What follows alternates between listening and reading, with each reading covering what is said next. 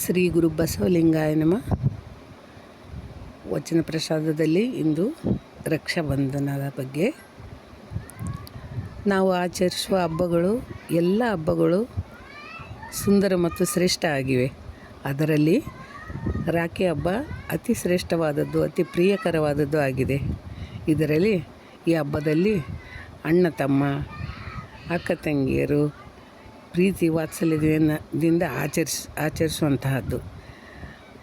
ಈ ಆನಂದದ ದಿನದಂದು ನಾನು ನನ್ನ ದೇಶದ ಎಲ್ಲ ಸಹೋದರರಿಗೆ ಶುಭ ಕೋರುತ್ತೇನೆ.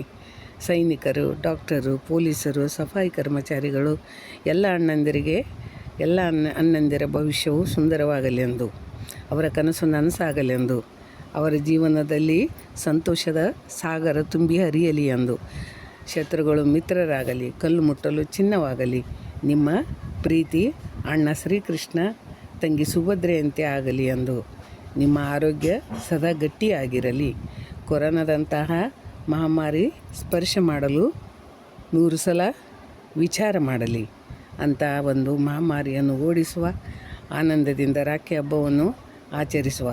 ಇಂದು ಎಲ್ಲ ಅಕ್ಕ ತಂಗಿಯಂದಿರು ದೇವರಲ್ಲಿ ಏನೂ ಬೇಡೋದಿಲ್ಲ.